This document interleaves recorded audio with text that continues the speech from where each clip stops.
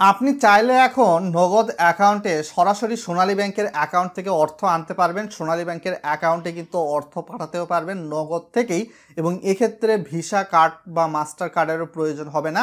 পুরা সিস্টেমটা আমি আপনাদের সামনে দেখিয়ে দেব, তবে তার আগে বলবো নগদ অ্যাপসটা গুগল প্লে স্টোর থেকে আপডেট করে নেওয়ার জন্য।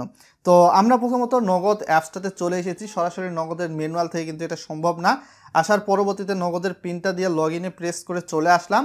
তো এইখান থেকে দেখতে পারবেন ট্রান্সফার মানি কিন্তু নামে একটা অপশান রয়েছে। তো এইখানে আমাদের চলে আসতে হবে ভিসা ডেবিট কার্ড এবং সোনালী ব্যাংক লিমিটেড। তো আমরা সোনালী ব্যাংক লিমিটেড এই অপশানটাতে কিন্তু চলে আসব, কেননা নতুন সিস্টেমে কিন্তু আপনাকে এইভাবেই আসতে হবে। তো এখানে দেখতেই পাচ্ছেন স্কোয়ার শেপের মধ্যে বলা রয়েছে কিছু, এবং এখানে ব্যাংক অ্যাকাউন্ট অ্যাড করুন অপশানে যদি আপনি প্রেস করেন তাহলে কিন্তু সোনালী ব্যাংক অ্যাকাউন্টে অ্যাড করতে পারবেন। তবে স্কোয়ারের মধ্যে বলা রয়েছে আপনার সোনালী ব্যাংকে অ্যাকাউন্টে যে ফোন নাম্বার দেওয়া রয়েছে এবং নগদ অ্যাকাউন্ট খোলার সময় যে ফোন নাম্বার ব্যবহার করেছেন উভয়টা এক হলেই শুধুমাত্র এই ফিচার্সটা আপনারা উপভোগ করতে পারবেন।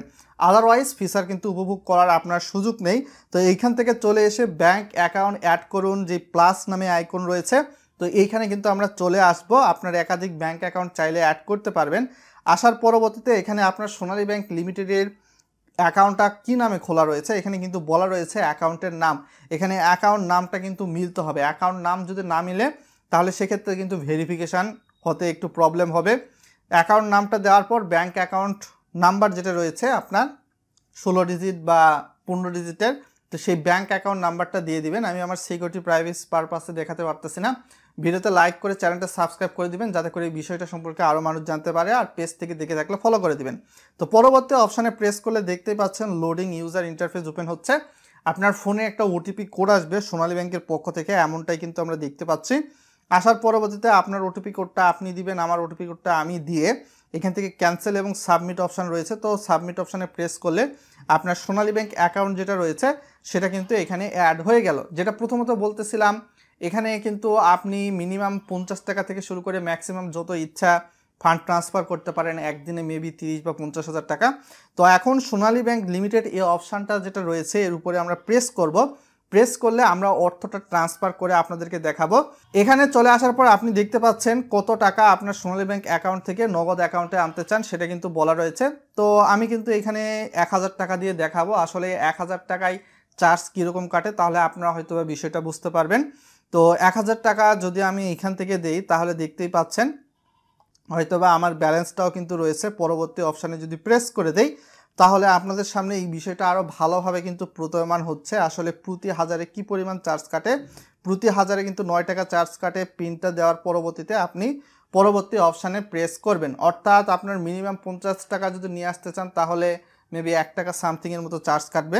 তো এইখান থেকে ট্যাপ করুন অপশান যেটা রয়েছে, এখানে যদি আপনি প্রেস করে দেন তাহলে কিন্তু আপনারা দেখতেই পাচ্ছেন এটা কিন্তু সিস্টেমটা কাজ করা শুরু করেছে, এবং যে অর্থটা রয়েছে সেটা কিন্তু সরাসরি সোনালী ব্যাংকের অ্যাকাউন্টে কিন্তু থেকে আমরা এই নগদ অ্যাকাউন্টে অর্থ নিয়ে আসতে পারলাম।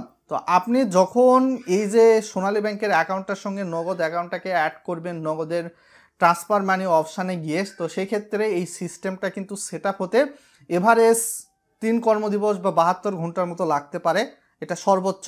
তবে সর্বনিম্ন 24 ঘন্টার মতো লাগতে পারে। তো এগুলো ভেরিফাইয়ের একটা বিষয় রয়েছে। তো সেক্ষেত্রে আপনি অ্যাকাউন্টটা অ্যাড করার সঙ্গে সঙ্গে হয়তো বা এই অর্থটা ট্রান্সফার নাও হতে পারে। তো সেক্ষেত্রে অ্যাকাউন্টটা অ্যাড করার পর ভেরিফিকেশানের জন্য হয়তো বা 72 ঘন্টা বা 24 ঘন্টা আপনাকে সময় দিতে হবে। তার পরবর্তীতে আপনি কাজগুলো করলে অর্থগুলো কিন্তু একদম স্মুথলি চলে আসবে সঙ্গে সঙ্গে, এখানে তেমন কোনো প্রবলেম নেই। তো এখানে যে চার্জের বিষয়টা রয়েছে এটা হয়তো বা কিছুটা মিনিমাম, কেননা বিকাশে যদি দেখা যায় যে সোনালী ব্যাংক অ্যাকাউন্ট থেকে অর্থ সরাসরি ট্রান্সফার করতে যায় তো সেক্ষেত্রে 14 টাকা বা কোনো কোনো ক্ষেত্রে 12 টাকা 10 টাকাও কেটে থাকে, যেটা আমার কাছে মোটেও ভালো লাগে নাই। তো সোনালী ব্যাংক এবং নগদের এই সিস্টেমটা নিয়ে আপনাদেরকে ওপিনিয়ন ভিডিওর কমেন্ট বক্সে লিখে জানাতে ভুলবেন না। আজকে এখান থেকেই বিদায় নিচ্ছি। সকলে ভালো থাকবেন। আসসালামু আলাইকুম। আপনাদের যদি কোনো প্রশ্ন থাকে ভিডিওর কমেন্ট বক্সে করতে পারেন যদি আপনারা সমস্যার সম্মুখীন হয়ে থাকেন।